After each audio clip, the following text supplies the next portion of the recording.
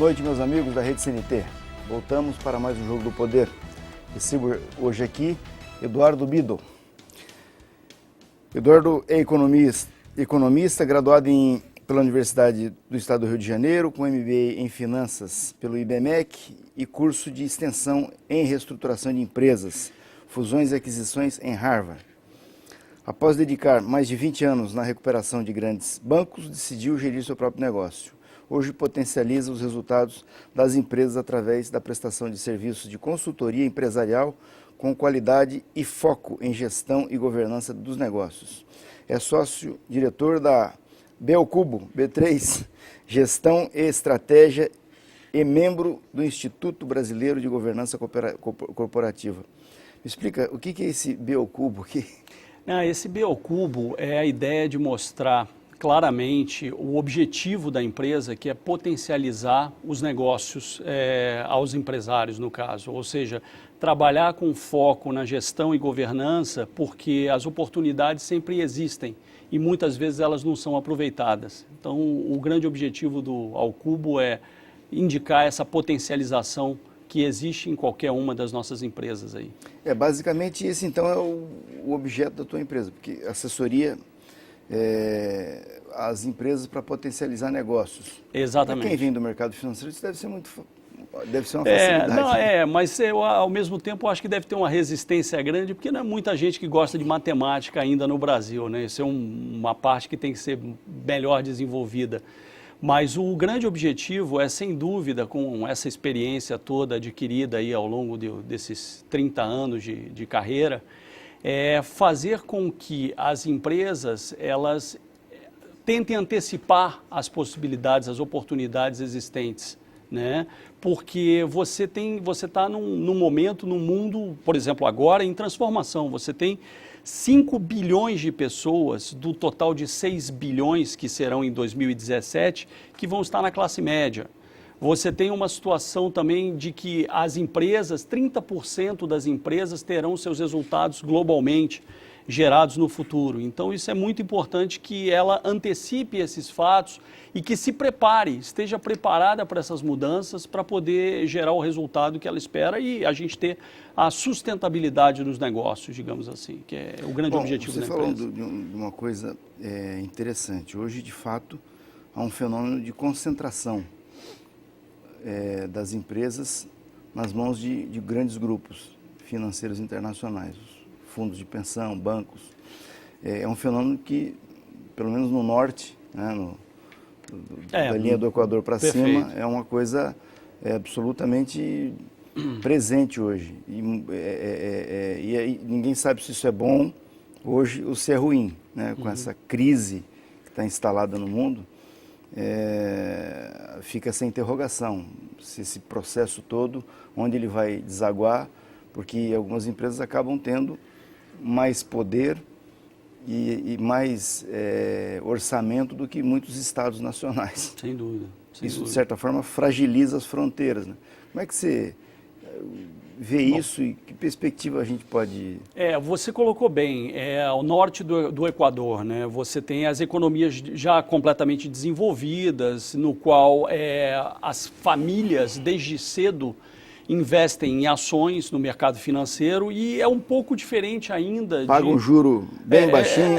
Exatamente. Você tem um investimento em ações muito forte, então você tem todo um estímulo para o crescimento das empresas e para esse crescimento que a gente vê, o Facebook era uma coisa pequena, daqui a pouco virou um monstro, o Google também da mesma forma, agora o WhatsApp vendido por 16 bilhões de dólares, então são situações de países mais maduros, né? Mas como é que eu vejo aqui no Brasil? No Brasil, hoje, 95 a 97% das empresas são familiares, né? Existe uma veia empresarial, e aqui no Paraná isso é muito evidente, muito forte, muito definida. Então, o brasileiro é um empreendedor. Então, essas empresas, elas têm que se preocupar. Pode ser que um dia elas sejam até compradas por uma dessas grandes organizações, mas hoje você tem uma perspectiva bastante diluída no Brasil. Tá? Apesar de existirem grandes empresas Agora, globais... Você falou aí o seguinte, empresas familiares. esse mundo que nós estamos vivendo de indefinição, está meio desarranjada a coisa, até que ponto você se pode afirmar, quando eu vejo muitas pessoas afirmando que uma empresa familiar, a presença da família na empresa é um defeito? Até que ponto isso é um defeito e até que ponto isso pode ser uma coisa virtuosa? Né? Eu acho que o princípio da empresa familiar é extremamente virtuoso. Por quê? Porque foi uma pessoa como nós, né, que tomou a iniciativa de desenvolver um negócio, teve uma visão, acreditou e, normalmente, o que você vê no Brasil hoje é que essas pessoas têm uma capacidade de potencializar, de fato, vendas e toda a parte do crescimento relacionada ao crescimento do negócio muito grande.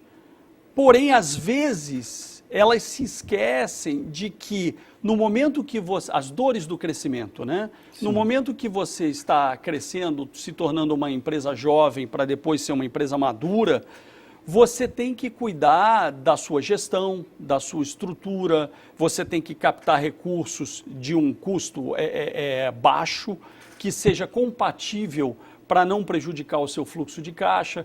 Então, é nesse momento que você começa a enfrentar, digamos, a prejudicar um pouco esse círculo virtuoso que eu considero as empresas familiares. Porque você tende a... Não, eu estou passando por um problema, mas isso vai ser resolvido em breve. E sempre resolvi, vou resolver dessa vez. Em determinados momentos, você não vai resolver em breve. Você precisa da capacitação. Sim. Então, é muito interessante também. Eu tenho digamos...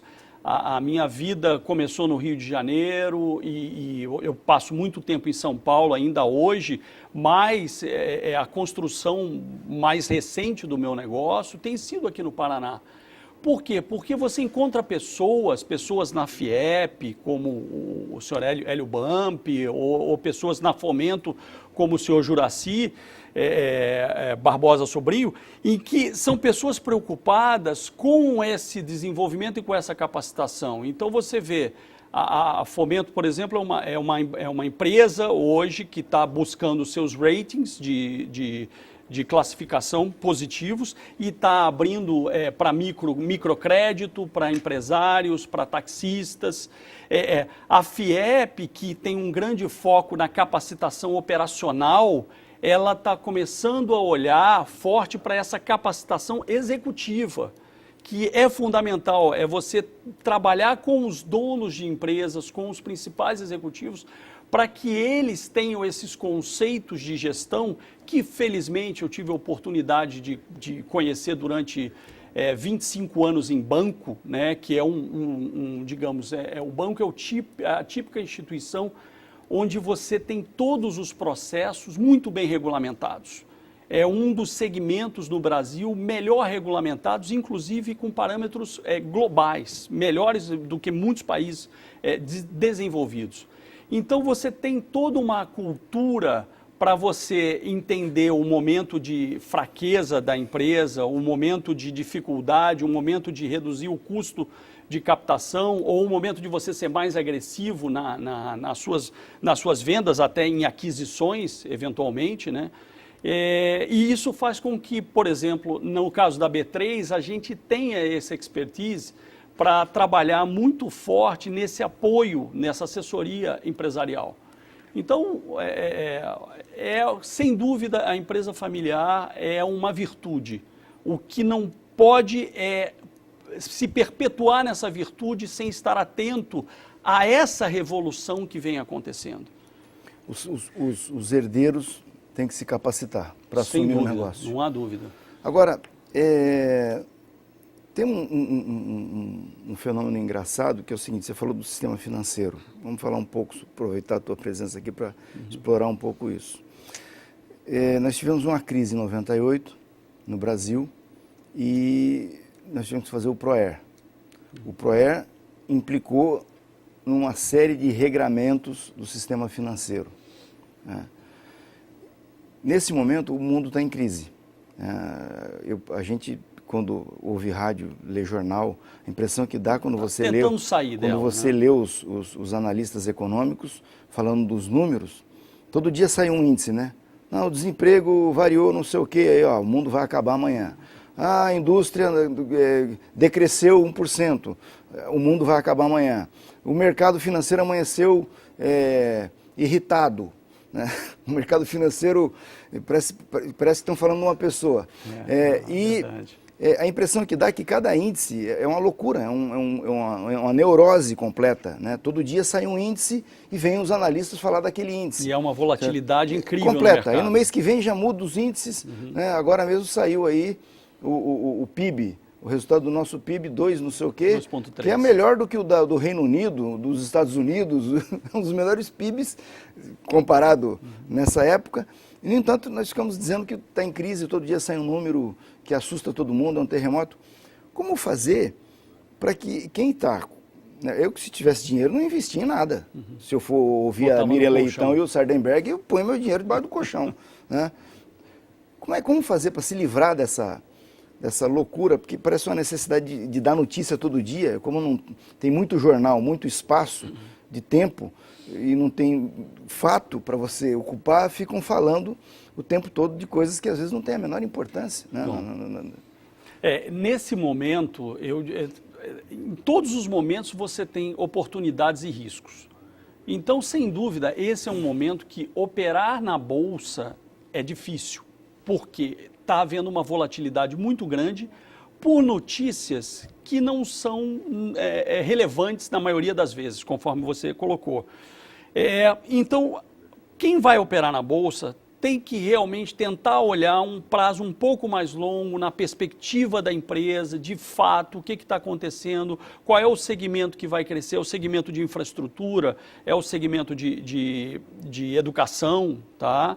Então, nós temos bons segmentos. Aí você olha a Petrobras está passando por um momento crítico, realmente com uma elevação do endividamento, é o pior momento das ações desde 2005, então tem muito... Só que ninguém olha o monte de dinheiro que ganharam. Exatamente, tem muita intervenção governamental, isso atrapalha, mas existe uma grande oportunidade.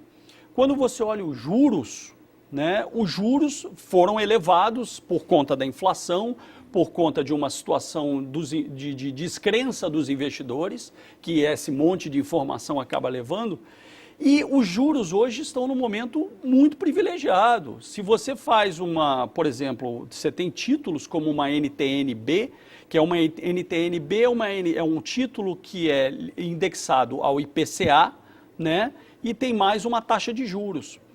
Esse título hoje, ele te dá 12% ao ano líquido de imposto. Então, você tem uma grande oportunidade hoje de não vai para a Bolsa e procura essas oportunidades. Tem também letras de crédito imobiliário, letras do agronegócio. Então, você tem, por um outro lado, opções de juros que, enquanto o Brasil estiver nesse patamar de juros, de 10,75% ou 11%, vão surgir para qualquer pessoa, com acesso que não é um acesso difícil. Eu vou ter que chamar um intervalo e vou voltar nesse ponto do juro. Eu queria desenvolver um pouco melhor isso para melhorar a compreensão de todos nós a respeito do que é esse monstro que se chama do juro. Eu vou ter que ir para o intervalo e volto em seguida para a sequência do Jogo do Poder de hoje.